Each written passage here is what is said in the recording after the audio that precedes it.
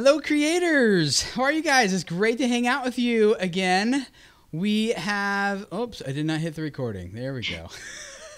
That's what you guys love. You love you love that stuff. So here we are. We're gonna have a good live stream here today.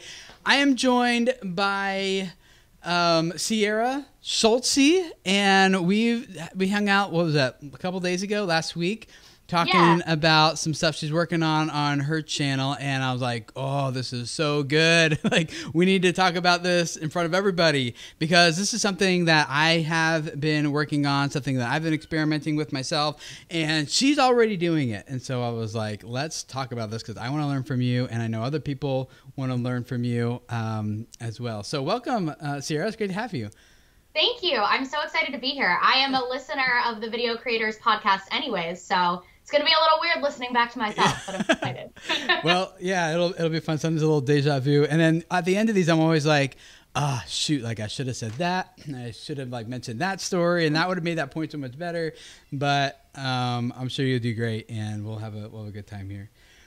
So for those of you guys who are listening to the podcast recording of this, we are actually also live streaming this at youtube.com/video creators. We do these every Monday at 2 p.m. Eastern time. So we'd love to have you join us and a few hundred other YouTube creators. I love how much they're supporting each other in the chat and swapping ideas and offering different perspectives and opinions and stories. So if you're listening to the recording of this, you can check us out and join us at youtube.com/video creators every Monday for these, or you can just listen to the recording of these here on iTunes, SoundCloud, Stitcher, Google Play, Spotify, wherever you listen to your podcast episodes. We love hanging out with you guys every Tuesday. So you guys know that I have been focusing a lot on storytelling, and this is something that I think can have a pretty big impact on our channels. And I have been, for the past few years, I've hired some storytelling coaches. I've gone to storytelling workshops, reading a lot of storytelling books. And the more I go down this rabbit hole, the more I'm like, wow, this is a lot harder than it seems. But the payoff, I think, is potentially pretty big, because it's more watch time. If you tell stories really well, it's more watch time, more viewer loyalty, people coming back, watching more, as opposed to a traditional, maybe educational channel where people are just kind of here to learn something, and then after that, then they leave. And we see this movement happening a lot on YouTube, where we got I'm drawing a blank. Shane Dawson, who's doing a lot of this documentary style type of narrative type of stuff. The Paul brothers are certainly going down that direction, as well as Casey Neistat, Peter McKinnon. There's a lot of people who are going this direction, seeing a lot of success with it. And even on channels like Sierra's, which is a lifestyle channel, but also has a lot of educational components to it, and how she's integrating story into her channel, and how I'm trying to do that as well. So we want to give you guys a little glimpse. I have not ever released this before, so this will be a first-time glimpse for you guys who are here at what's coming on Video Creators. We'll share that at the end. And those of you who are in the live stream asking questions, we will definitely be getting to those. Laura, my producer, is in the live stream there in the chat, and she'll be taking your questions, and we're going to answer them here in a little bit. So make sure you post those in the chat, and Sierra and I will be happy to dive into as many of them as we can. But Sierra, before we dive into questions and what you're doing with video, kind of bring us up to speed on your story. Who are you? How'd you get started on YouTube? What brought you here in the first place? Yeah, so I am a theater kid through and through. I'm very extroverted, and I've always been a very creative person. I was in my first year of college for musical theater, and I wasn't booking any jobs because I was a freshman, and I just had all this creative energy and nothing to do with it. So my then boyfriend, now husband, was like, hey, you should do YouTube. You watch Jenna Marbles all the time. You're weird. You could do that. And I was like, oh, that's the stupidest thing I've ever heard. I'm not going to do that. But it planted that seed in my head. I had a DSLR from a photography class, so a few weeks later I filmed my first video, and what really surprised me is how much I fell in love with the production process, not just being on camera, because I had always just been an on-camera talent. And going into that transition to becoming more of a producer and focusing on the content, the editing, the strategy. That's really what I fell in love with. And I never missed an upload day since that first video because I got bit by the bug and I was ready to go. So about a year later, it went from being a hobby to something I could really see myself investing my time into. So I started posting twice a week. I, took my regular person job a little less seriously, took a little bit of fewer hours on that. And then I got lucky. I had a video that went viral that just got picked up in the algorithm. And it was about curvy fashion. Oh. And I'm very fortunate in that what got picked up for me is something I'm super passionate about. So I was like, all right, let's do this. There's a market for it. People are enjoying it. I'm loving having this community of people who look like me and feel like me and want style inspiration. And that's what I really started focusing on. But it was all lifestyle based until about 4 months ago. Or I guess we really started coming up with this storytelling concept for my channel about 8 months ago. And the first one went live 4 months ago, or 3 months ago. So it's been exciting. So tell me a little bit about like what content on your channel normally looks like. Like what were you doing? Because this is something, when I was looking at your channel, that's very different from most of your content. It's still I love it because you're still delivering the exact value to your audience that they signed up for in terms of like body positivity and encouragement and things like that, but in a totally different format and style. So tell us about like, not the old channel, but like what were you doing up until this point? What did content look like? Yeah, most of my content before I started this series was more lookbooks, fashion ideas on my own body, talking about my body image struggles, very first person to the camera. The only time I would really bring in storytelling elements is if I was talking about, my experiences in high school or my experiences in college, but it was always centered about me. And I think the big difference with Confidence Makeover, which is the series that we're working on now, is I'm more of the host, more of the guide when we're bringing in a viewer to come on this journey and this journey of self-love and self-expression. And so it's been a pretty big shift. I don't really do a lot of narrative content. No, and you did a really good job. I mean, I watched episode 1 and I'm like, oh, this is really good. Where's episode 2? I found episode 2 and haven't finished that one yet, but I'm like, I love the whole concept and the idea behind it and everything you're working on. So you're traditionally kind of just doing like, hey guys, here's what you can do with like this look, or here's these like Halloween costume ideas that you could do, or kind of, I don't know, you have to pardon my ignorance if I'm saying anything is offensive, but is it like kind of like show and tell kind of a little bit? Yeah.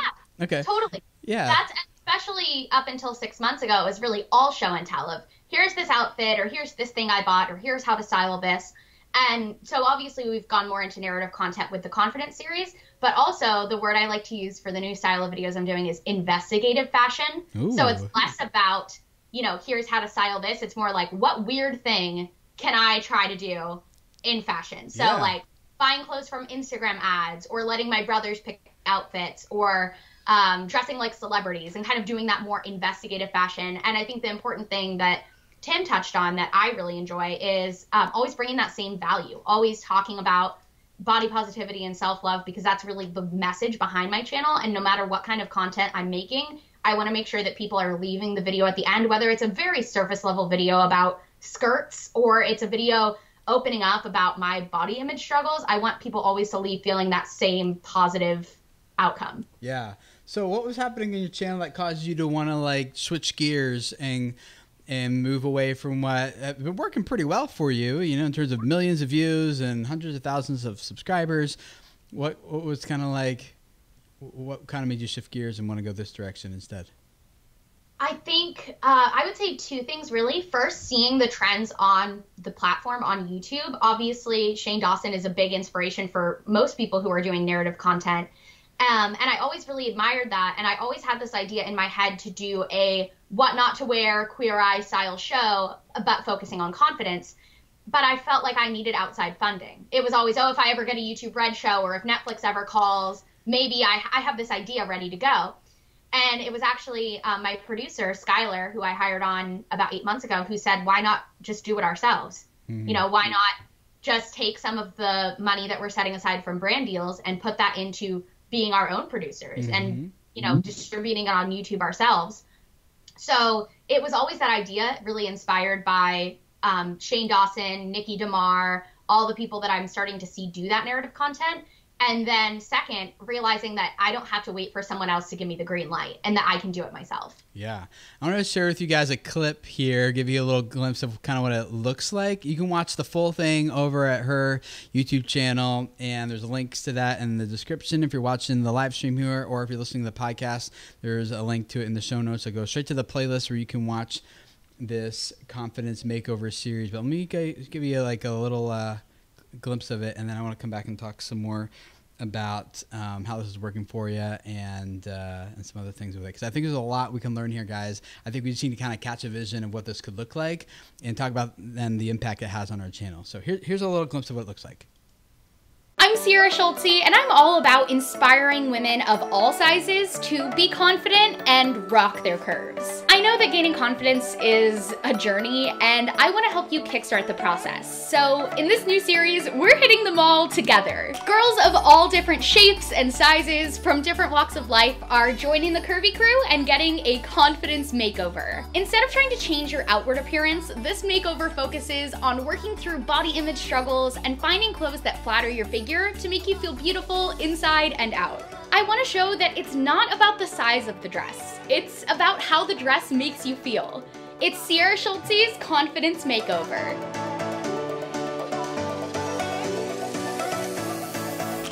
Hi everyone, my name is Emily. I'm 26 years old and I currently live in Alameda, California. I'm a proud military wife. I'm going to cut away from there. You guys can watch the whole thing there. But what she does is then introduces the character a little bit, and then they meet in person. And it kind of reminds me of a TLC type of show. What's the What Not to Wear. What Not to Wear. That's it. Yes.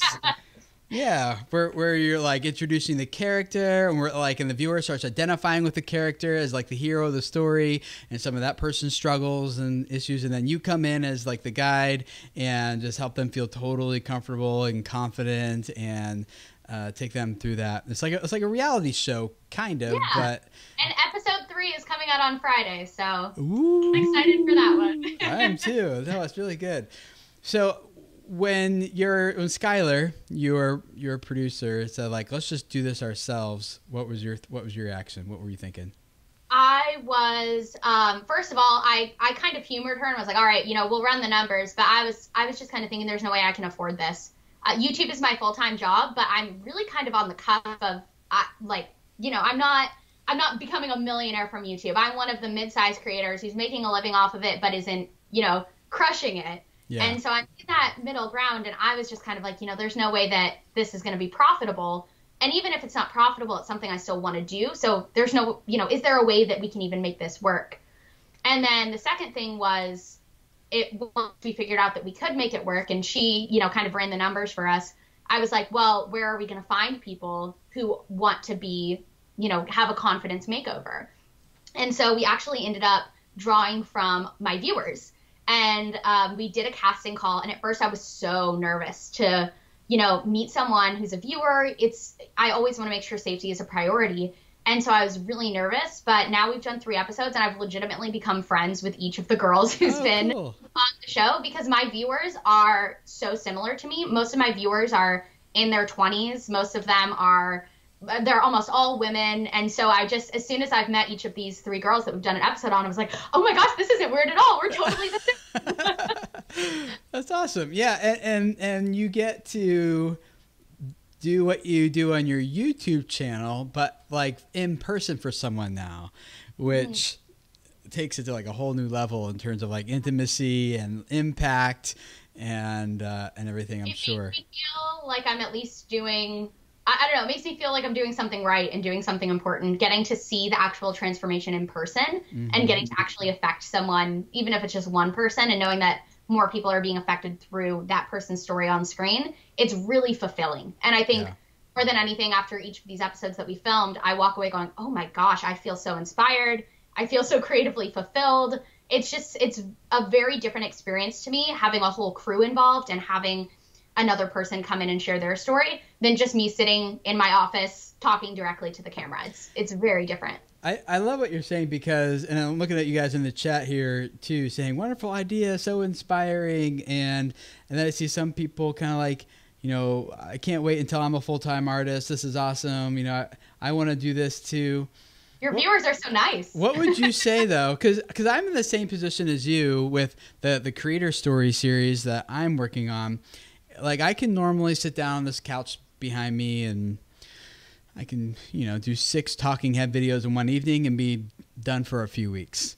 As opposed to one episode of Creator Stories takes, I'm hiring a crew, we're storyboarding the whole thing, we're shot listing this thing. We've got to all fly to wherever this creator is and do an interview with them there. And then the editing process itself takes somewhere around a month or 2. And there's like, some of these have 2 editors on them. Then sound and stuff is like, oh my gosh, this is like next level thing. And I'll give you guys who are watching this a glimpse of what it's going to look like on episode 1 here by the end. But that is like, if I could normally do a video for, you know, a few $100s, now it's like $5,000 to $8,000 per video. So I'm pulling it off, and you said that's not going to be a thing for me. I'm still going to go ahead now, but I like what you're saying is like you were hitting like potential barriers, reasons why you could have said no, but you said no. And so people here in the chat who are like, that looks awesome. I can't wait until I'm at a certain point where I can do this, or until I'm full time, or in your case, until I have enough money, or until a YouTube original says, okay, like, what would you say to that person who's like, I can do that when blank? I think if you can find a way to do it now, it's possible, and try to do it. Because for me, I thought I needed a full crew. I thought I needed a producer, a big team of producers behind me. I thought I needed a whole content marketing strategy team behind me that I couldn't get on my own. And of course I want to grow this series to maybe the time where we do have a full crew. But right now I was able to do it for a low enough cost that I was actually able to fund it myself by kind of finding a middle ground in between there. I thought it had to be all or nothing, and there definitely can be a middle ground. What I ended up doing is hiring 2 videographers instead of the one that I typically have. And so that of course doubled the production costs already. I have my producer on, and just the one producer, and she handles casting as well. Oh, so she goes through all the submission emails. She sends me the ones that she thinks are viable. Then we go through together. We send out a questionnaire.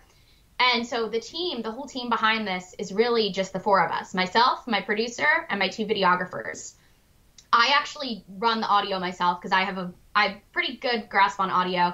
And then my videographer listens to it all the way through, which obviously isn't ideal. Ideally, we'd like to have an audio technician on site, but I wanted to do this now instead of waiting. And I edit the videos myself also, which is a very long process. Yes, for sure. And I would say the biggest thing that has made this series possible is the YouTube space and being able to use that. So that is a completely free resource if you fit the subscriber thresholds.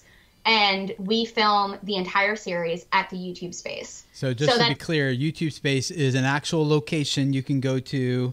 And well, they're all across the country, but I recognize yours immediately as YouTube space LA. And so you meet those thresholds, and you can use that whole production suite of tools and experience and sets and everything there. Mm-hmm. Yeah, so the only thing with the YouTube space is you have to bring in your own crew and your own set if you're using a blank set. So my producer also doubles as a set designer. She designed our set. And I think for me, the key has just really been having passionate people on board who can be a jack of all trades. So and being willing to be like, you know what, this is not maybe completely what I envisioned, but oh my gosh, this is way better than a video from me normally is maybe. Yeah, and another way we've been able to cut costs is obviously, ideally, like you're flying out to the creators. I would love to be able to fly my crew out and go to people's hometowns, but right now that just wasn't possible. Right. So we said, all right, let's make the casting call just in LA. So right now we are only doing subscribers on the Confidence Makeover who are in the LA area. Cool. And so far we've had a good amount of submissions still from that place, but I would love to expand it. And so I think my biggest piece of advice would just be to start it where you are, push your content boundaries a little bit, maybe invest some extra money, and grow the series with you as you grow.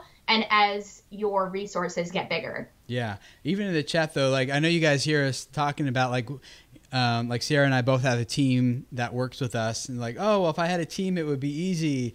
You're right. But like, that's just like, this is exactly what we're talking about, which is like, you don't have to wait to do what you really want to do. If you're like, oh, if I had a team, then, if I had the money, if I had YouTube original, if I had like this certain skill or thing. And yeah, you should probably know how like use a camera and things like that. But so there's probably like a low barrier. The barrier of entry is lower than we probably think it is.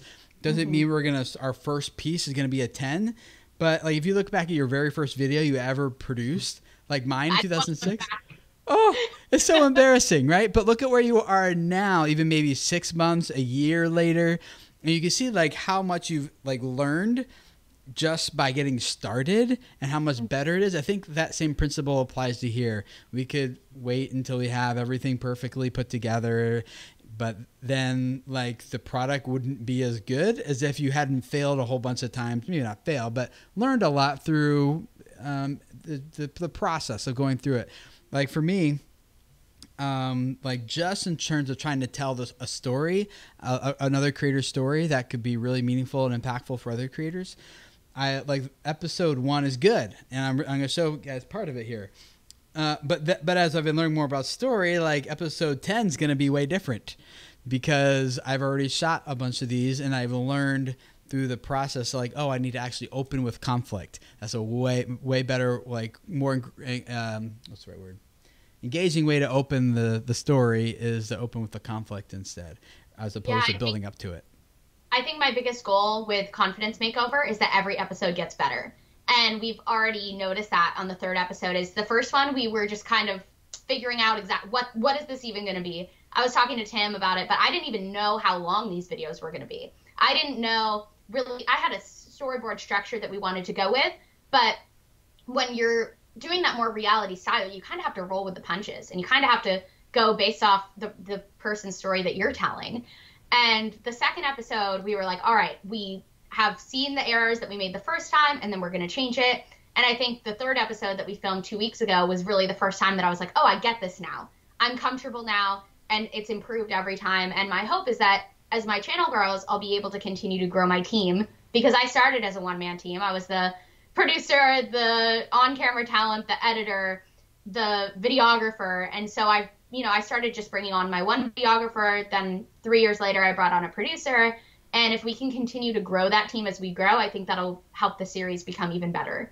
Yeah, love it. So as you have 2 episodes out so far, episode 1 and 2.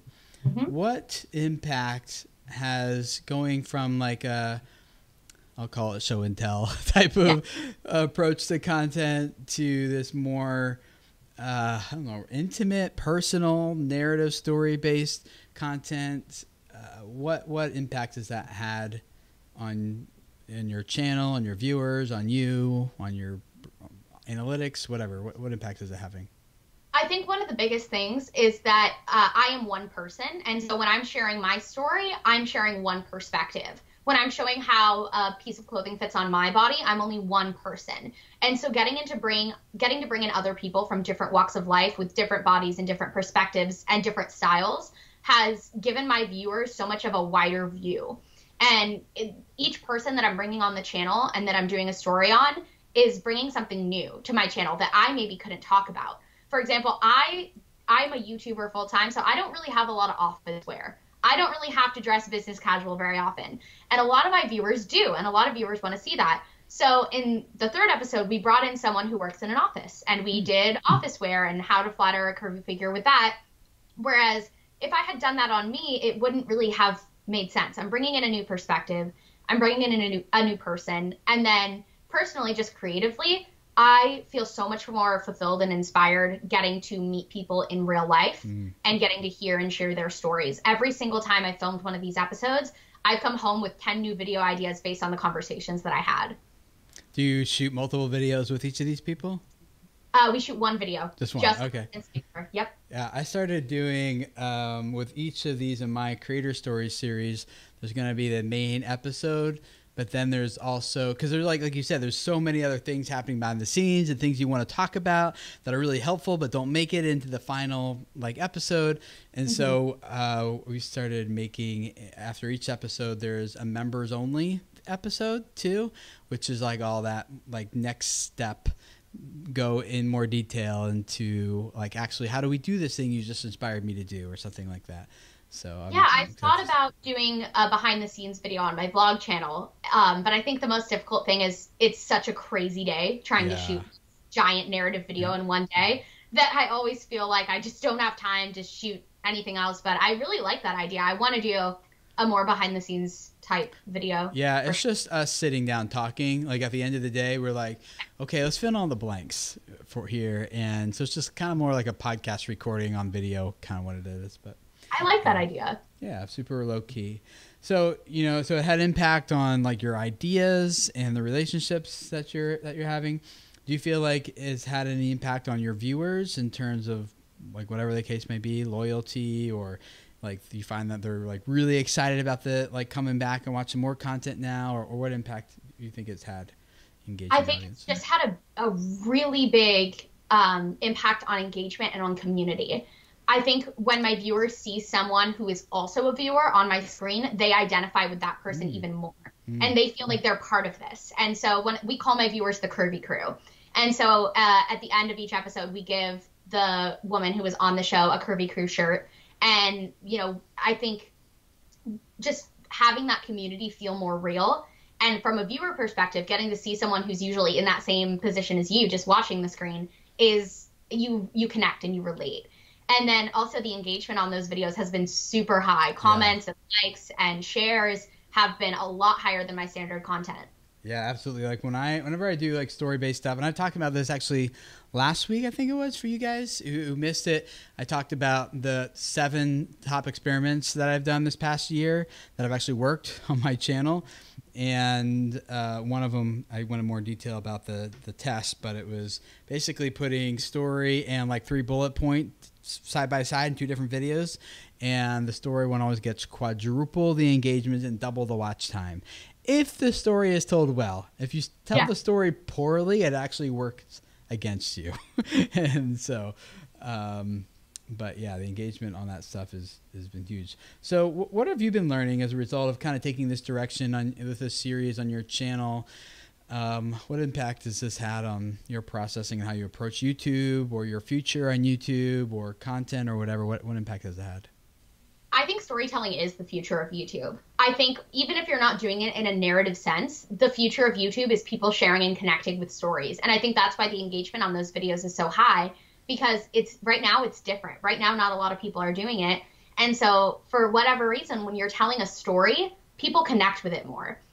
So for me, I want to start integrating more narrative content. I want to start sharing more stories, sharing more of myself too. I feel like I share a lot of myself on my channel, but when I do these confidence makeover videos, I realize there's a lot that I haven't dug deep on, and a lot that I want to do more storytelling with for myself and also with viewers in confidence makeover. Yeah, I have found like I really do believe that like story, I think, is the future. It used to be back in 2006 when I got started on YouTube, it was like the barrier of entry is, could you figure out how to get the footage off of your camera and upload it to YouTube? If you could figure that out, like there wasn't a whole lot of competition. Yeah. And then it was like, well, could you do it consistently? And then it was like, well, could you do it consistently, but also make it look good and have some like filmmaking qualities to it in terms of production value? And now there's a lot of people doing that. That's kind of like, people are used to that. And I think in the next year or 2, probably maybe even 3, but definitely 3, is like can you tell a story that means something to someone? Because there's a lot of people doing fancy editing and motion graphics and things like that. But it's like, can you tell a story that actually connects with someone on a deeper level? And if you can do that well, I think like that's the next barrier of entry. And so far, I think like that's the hardest one to really learn and do well. I mean, you can watch tutorials on YouTube about how to do different production style things with your DSLR and how to capture good audio and good lighting and like those types of like the mechanics of shooting is one thing, but then there's even the editing, the mechanics of editing is one thing. But next level is how do you use the mechanics of editing and production and assemble that in a way that actually like meets people where they're at and changes their life. And the struggle that I often hear, and the pushback, I guess, at this point is, well, Tim, that makes sense for vloggers and for entertainers, but I have a channel where I am teaching people how to do I'm making this up, obviously, how to do like home repairs. You know? Like how to unclog your drain, how to fix your furnace, how to like those types of things. Do you have any thoughts? I do, in case you don't, but like, I'll put you on the spot here. But like, do you have any thoughts for people who are like, I'm just teaching people how to do something? What impact could story or narrative have on my channel, and how, do you have any ideas of how they could maybe integrate that into their content? I think the perfect example of someone who's doing that wonderfully and who's really succeeding because of it is Mr. Kate. Have you seen any Mr. Kate videos? No, I haven't. She does. They do home makeovers. Okay. That's very how-to, right? They do interior design and they do like home DIYs. That seems very straight how-to. But I'm not sure how long their series has been around, but it's called OMG, We're Coming Over. And they started by going to viewers' houses and doing makeovers, and now they've started doing other YouTubers. And they document the process of not just how they're doing the DIYs, but how it makes you feel and feeling comfortable in your own space. And they've really been able to bring heart to and story in an impactful way to something that's traditionally pretty cut and dry. Yeah. I mean, even my stuff, I'm like, okay, how do I teach? Like, there's the click here, click there type of stuff. Like, yeah. But how do you even wrap a story around that? And I'm like, well, I'm going to tell creators stories. And I could sit here and I can give you point 1, 2, and 3 on why this matters and how to do a certain thing. Or I can go to someone, to a creator, and they can actually show you, this is like how it worked on my channel. Trying to follow the story format about a character who wants something, overcomes conflict to get it, and is transformed by the process. But I'm trying to think of like, if my viewer, like they're coming to my educational content with a story, which is, I want something. I'm trying to overcome conflict to get it, which is why I'm watching your video on how to overcome that conflict, right? And how does, if they overcome it, how does it transform them? So like all of you guys who are listening right now, like I'm assuming you want to grow your YouTube channel, you want to grow your audience, you want to turn this into a career or whatever the case might be. And you have like this obstacle in the way that you're trying to overcome. So I think like, okay, well, there's a story. So my content is not isolated and just like this tutorial driven like thing. It's actually a part of someone else's bigger story, and keeping that bigger story in mind is like the story that I want to try to tell, so that when people do watch my tutorial videos, then they're like, oh, he gets it. He understands me. He knows exactly what I'm trying to do, right? And integrate the story into it that way. So, you guys have a bunch of questions. We're going to dive into them here in just a second. So if you haven't asked them already, ask them now in the chat. And but before we do that, Sarah, what advice do you have for other creators, like even like myself, who are venturing into this narrative-driven approach to content? What advice do you think we need to hear from you as someone who's already doing it? I think the first thing is, don't be afraid to do it on your own or with a small team. Don't feel like narrative content is too big for you. There are definitely ways as a one-man team that you can do narrative content and that you can tell other people's stories. Second thing would be, don't get too wrapped up in the production aspect of it, because yes, that's important. And like we said, you know, it's great to have good production quality, but what people really care about is the heart and the truth that you're telling on camera. And if they can relate to that person and relate to that story. And also to watch other YouTubers who are doing it, because I think that's what really inspired me to see how it can fit into my content. Because like you said, vloggers were doing it, and, you know, documentaries have been doing it. That's really what we're doing on this series. It's a docu-series. But don't think that that is only for certain types of content. That can totally be integrated into all types of content. And just the most important thing, story is always king. Yeah. How would you advise someone go about learning? Like, did you, when you thought about this series, did you go into it with like a story in mind that you were trying to tell, or did the story just kind of unfold as you were going through it? How should we maybe start approaching the story aspect on our channels with like that? Have an idea for the story that you want to tell in your pre-production. because that'll give you guidance through your production process. But don't be afraid to roll with the punches and to change it up as you go, because it's really powerful to be able to tell a story that's very true and very honest and very deep. And sometimes that's not going to be something that you're going to be able to pinpoint during pre-production. Yeah, I try to like have like in filmmaking, it's called the log line or script or not script writing. What is it called when you write a film?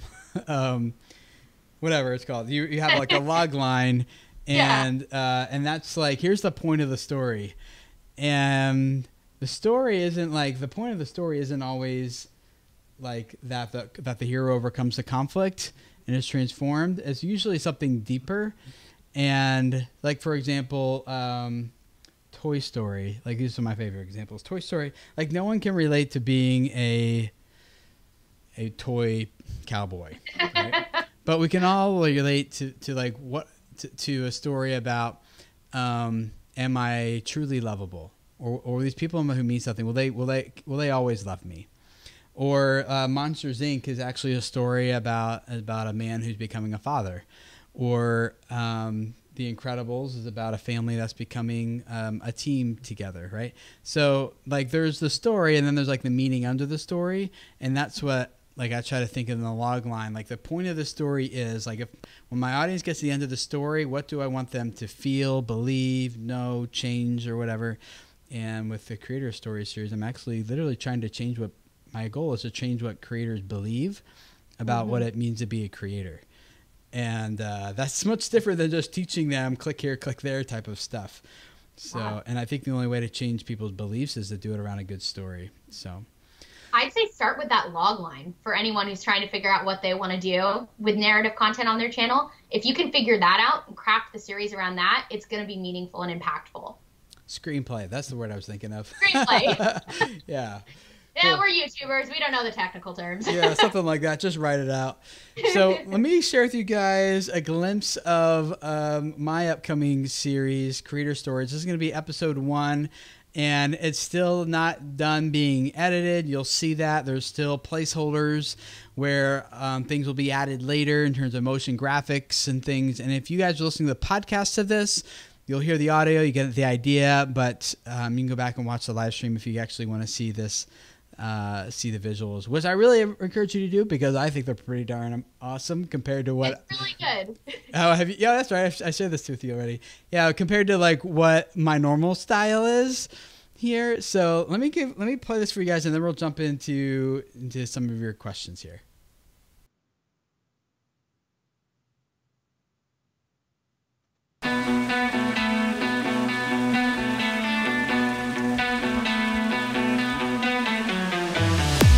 I am at VidCon. Over 30,000 industry professionals and creators meet here every single year to learn how to find further success in online video.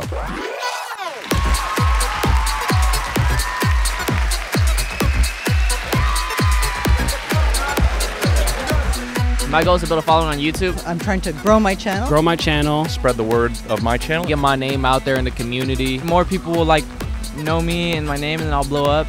Finding real success on YouTube is hard though. Like, we see other creators growing seemingly overnight to thousands of subscribers, millions of views. What is the secret to our real success on YouTube? Events like VidCon can help us discover that, but only a few miles from here lies one of the success capitals of the world, Hollywood.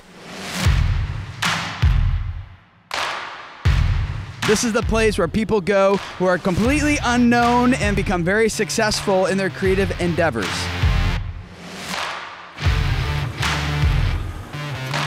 If you want success, there's a lot of lessons we can learn there.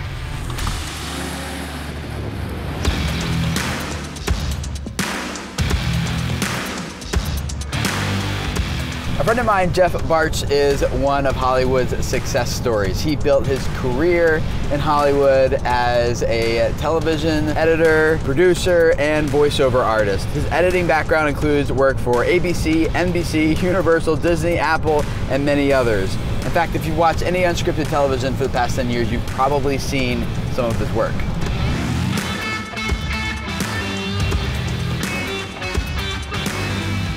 He started from nothing in Hollywood's television industry. I think there's a lot we can learn about his story with success and what it means for us as creators with our own stories of success on YouTube.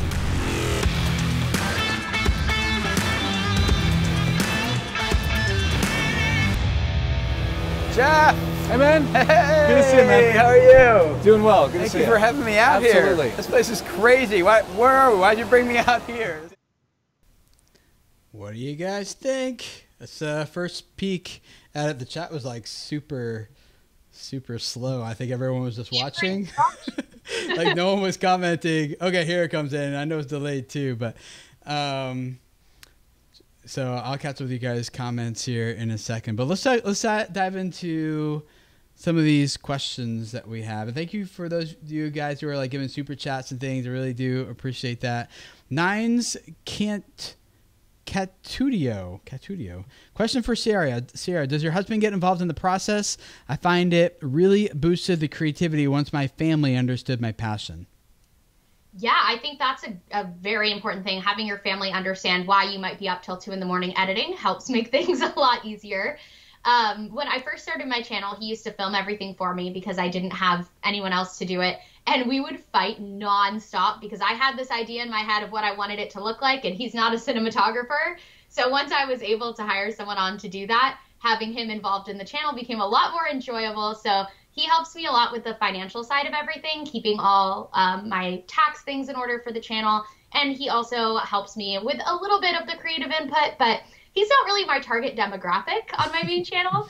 So sometimes I have to take his advice with a grain of salt. But we also have a blog channel together. And that, I think, has been the key to us being able to, work on a project that we're both really passionate about together. Yeah. Yeah, I think it is important for the stakeholders. And by stakeholders, anyone that you're taking your time away from in order to use it on this other thing, it makes a big difference that they're on board and understand what's going on. Old Man Tenno question says, have you connected to the story at various points in the video and have seen a marked improvement because you did? In watch time, looking at if there's a really specific... Or in retention, do you mean? I'm not sure exactly what they're asking, but I have, from my content, I've certainly seen retention goes up way higher when there's a good story. And I don't mean just hey, I said something that could have been a story. I mean, no, it's like a person who wants something, overcomes conflict, they get it, transform the process. I'm not saying that's got to take 3 hours to unfold. It's just you could say that just really quickly. And when there's a good, meaningful story wrapped into the content, I probably should have planned that out a little bit more here. For me, it's not it's not a thing that comes naturally to me. I am so used to just sitting down as a talking head and giving 3 points, making it as concise as possible, and that is this is a new way of thinking for me, and it's hard for me to shift. I get excited when I see that I do it well, and I see my retention graphs and my watch time and engagement and everything that it's working, but it's a lot harder than I thought it was going to be for me anyway. I've noticed that because my narrative videos tend to be longer for Confidence Makeover, and my viewers are way more likely to sit down and watch an 18-minute video that is engaging and story-driven, like the Confidence Makeover videos, than if I were to sit down and talk to the camera for 18 minutes. That would get a little bit old. And it's having that story that's moving, really has a nice flow to it, and has, like we talked about, the story arc, the conflict, the resolution, the change at the end. They're a lot more likely to stick around to find out how the story ends than to hear, the 10th tip that I'm giving for how to dress your body in the winter. Yeah, right. Yeah, which is okay, I got the information, but when it's wrapped around a story, it actually means something on a deeper level to people. Stephen Cox Bass, or Bass, not sure if you're a fisherman or a musician, but can you incorporate a story into a giveaway? Ooh. How would you do that? I haven't thought about that one myself. I think there definitely could be a way that you did that, especially if it was with your viewers. And I've noticed that by incorporating my viewers into my Confidence Makeover, some of them actually look at it as a giveaway.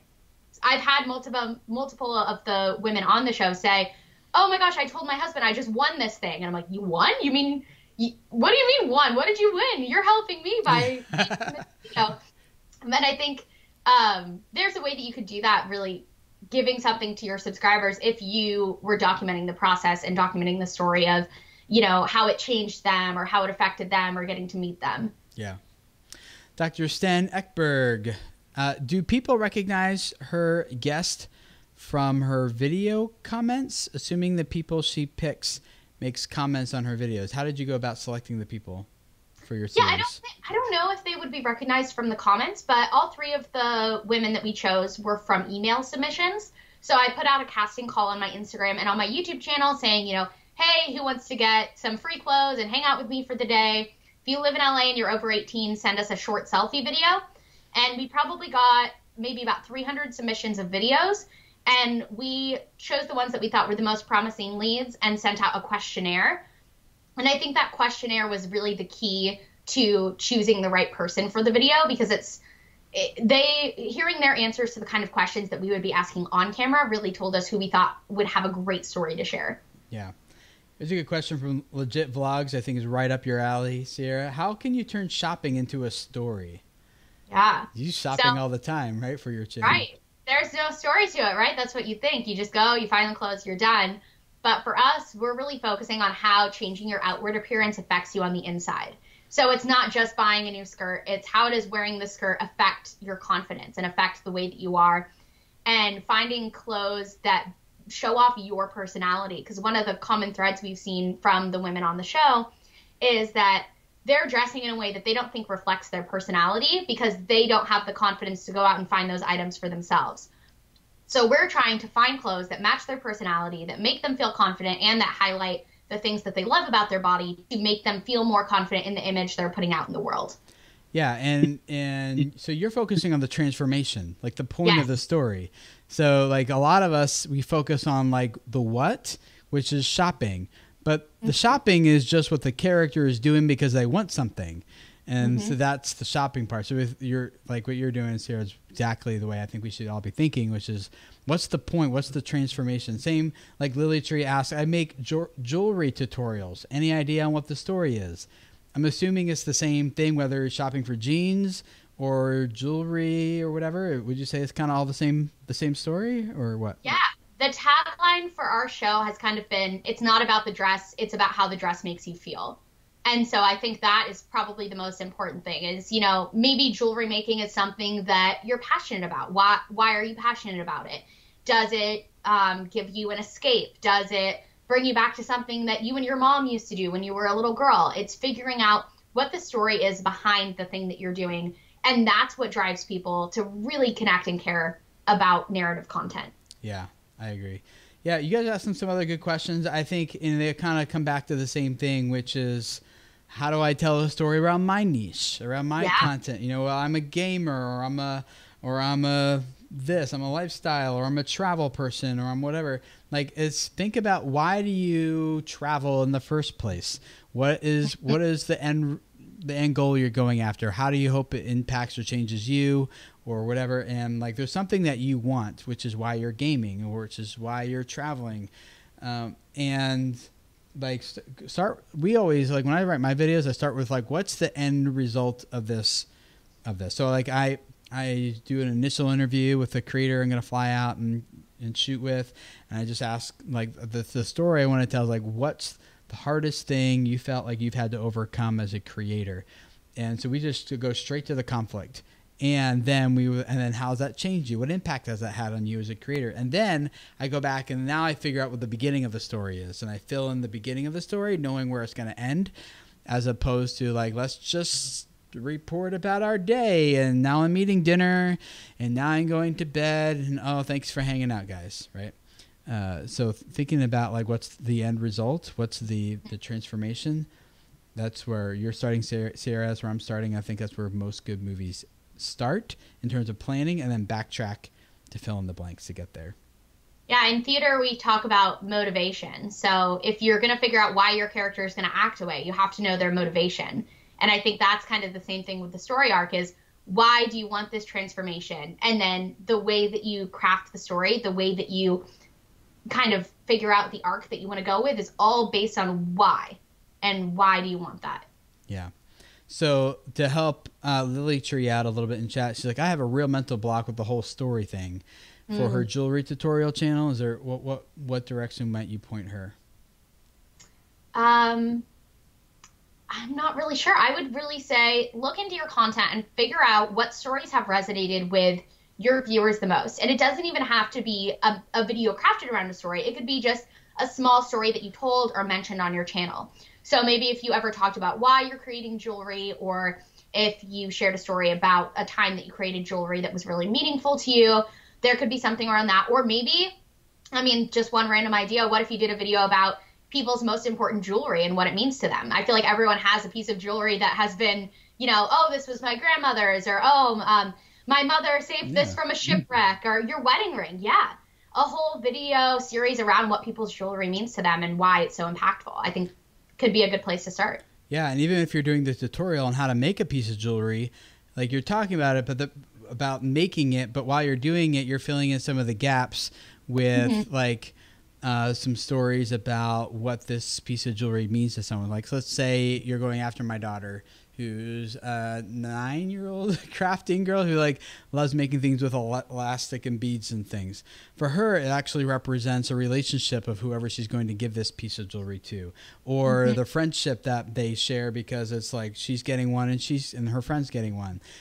Or it's about how proud she's going to feel, like I've actually been able to make something that I think is beautiful and display it proudly. Like there's always like jewelry, clothes, like I think they're kind of in the same vein, and like it actually causes you to feel something about yourself, and I think that's really important there. I love the idea of focusing on who you're giving it to, because I feel like everyone loves a good handmade gift. So if you focus on how someone made a piece of jewelry, or you taught someone how to make a piece of jewelry in a specific way, and then focusing on the story that came because they gave that to someone they care about. That's right. Like my wedding band is just like a round piece of white gold, but because my wife gave it to me on our wedding day, it has like huge meaning now, right? Right. Yeah. So telling those stories for sure. Old Man 10 in question, do you ever try to put more emotion or restrain some emotion in some videos? In narrative stories, I think I always try to show more emotion and always try to go to that place that I'm maybe a little bit hesitant to share. And I think it's easy to do when you're doing a narrative story with someone else or on someone else, because that conversation is going to naturally facilitate going a little bit deeper and sharing some things that maybe you wouldn't share if it was just you talking to the camera. Yeah, I don't try to fabricate it. I don't try to make it up. I'm not like, oh, we can't do that. That's not dramatic enough or whatever. let's rewrite it so it sounds bigger than it really is. Like, I don't do any of that. Yeah, I think though that there's a story, and then there's really just depends on how in touch are we in with the emotion of that part of the story. In terms of like, as a guy, sometimes I just tend to like shove it down, not pay attention, just try to like suppress it. And so now I'm like, no, let me actually sit in that. Let me actually let myself feel something there. And it's easier to do that when you're sharing a story or when you're talking to someone else, because you naturally relate to them. Yeah. If you're, talking to someone else about their struggles and you've had the same thing, it's a natural inclination to go, oh my gosh, me too, and then share a little bit extra. Whereas when it's just you and a camera, you might shove those things down a little bit more. Yeah, and it feels risky, like to be like it's a really intimate place to be, to really let yourself feel the emotion and then try to accurately communicate those emotions through a story. Especially if it's yours, it's easier if someone else's. But if it's your story, that's very intimate and risky. Yeah. SP Tech Plus asks, can't tell the story right. I'm simply getting views, but not subscribers and comments much. What to do? How to know where to improve? Let's take that, Sierra, as like, where would you recommend someone get started, or how should they get started? And they're like, I'm trying, but it's like, so far I'm not really getting anything from it. What would be the next step you'd recommend? Think outside the box. You don't have to stick with the same structure that you've gone with, and if you feel like it's not working, you don't have to change the entire series or the entire concept, but change the way that you're going about telling the story. And if it's not bringing in the views or the comments or the engagement, maybe try to dig a little bit deeper into that story and figure out maybe why people aren't connecting to it. Yeah, and I think one of the things you said earlier is exactly right, which is watch a lot of other people's content. Yeah. When my God. when I take people through Video Labs, which is our 8-week process of we take people from like 0 and like try to blow them up in terms of their channel blowing up. I like that process is really, there's a lot to it, but one of the things we do is you watch a ton of YouTube during those 8 weeks. And not just other channels that you would normally watch, but dance video channels, cooking channels, vlog channels, travel channels, beauty channels, toy unboxing channels. Like you're just watching a lot of different types of content because there's like the more you watch, one of the things I say in Video Labs, which I think is true, is like it said that the best authors are the ones who read the most books. And I think it's true that on YouTube, the best creators become the people who watch the most YouTube. And so I would say, yeah, watch other people's stuff and learn what they're doing.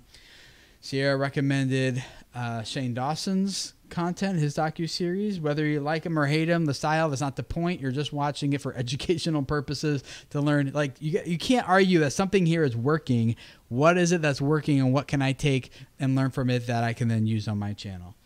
And Nikki Shamar is also someone who's doing it in the lifestyle space, which kind of is what made me realize that I could do it on my channel. So she does like more sit down, just conversational videos with other YouTubers, but it's way different than the other stuff that she was doing. So her, Mr. Kate, Shane Dawson, and my biggest piece of advice would be you're probably inclined to watch people who are doing the same things as you in the same genre, but I would actually really encourage you to watch people who are in a completely different space than you, because you're not, if you watch too much of people who are doing the same thing as you, you could end up subconsciously emulating it. But if you're watching people in a totally different space, you'll get pure inspiration from someone who is, hitting a completely different audience. I don't know, and that's the next question here. Robusco Talks. It's like, I live stream today on YouNow. One person mentioned that I'm imitating someone else, which I found really weird.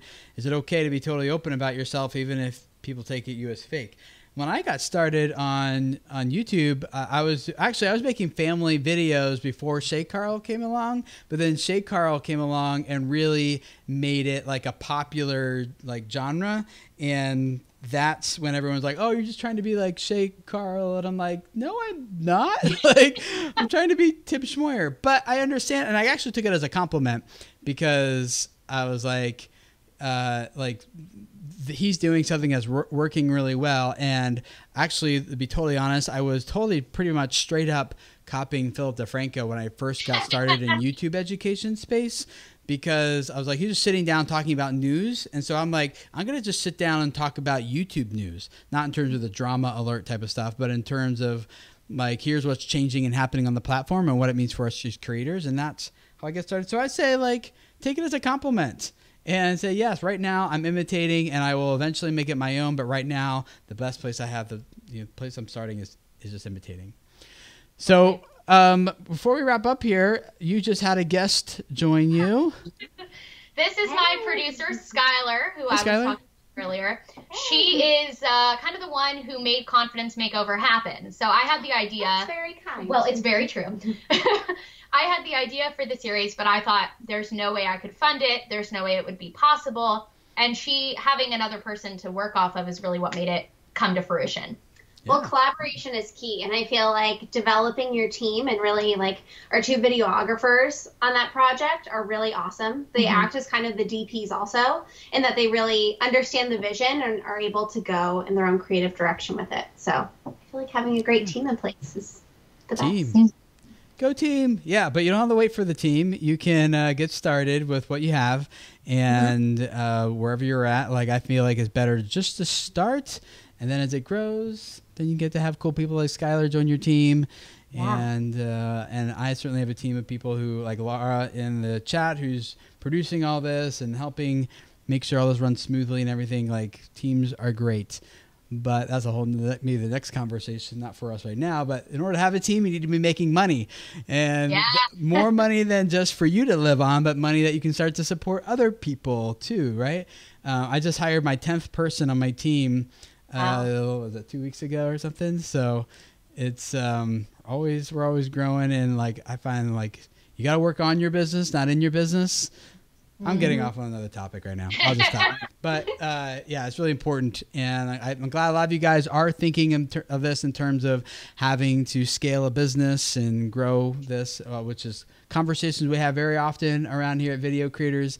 But in the meantime, you go check out Sierra's channel and a channel that Skylar is a part of as well that is linked up in the show notes and the description. Go check out the Confidence Makeover series. Episodes 1 and 2 are already there. Episode 3 is coming. Would you say Friday? Is that right? Friday, yeah. Friday. Episode 3 is coming. So go watch it. To take our first piece of advice, which is just watch something outside what you would normally watch. Maybe you would normally watch a confidence makeover type of show, but the point there is to watch what they're doing, learn from them, and get inspiration for what you're doing. And I think it's a great place to start. So go check it out. And if this is your first time here, we'd love to have you subscribe. If you're listening to the podcast, the audio of this, we'd love it if you would leave a review on iTunes. It really helps us out and gives us a lot of good feedback. So, and if you're watching this on YouTube, looking forward to reading your comments down below. Thank you, Lara, for your hard work in producing all this for us here today. And we will catch you guys not next week. I'm actually going to be overseas next week. So we will be back in 2 weeks with our next live stream.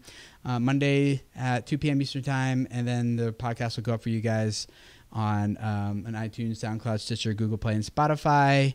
In 2 weeks, we'll have another episode. So look forward to hanging out with you guys then.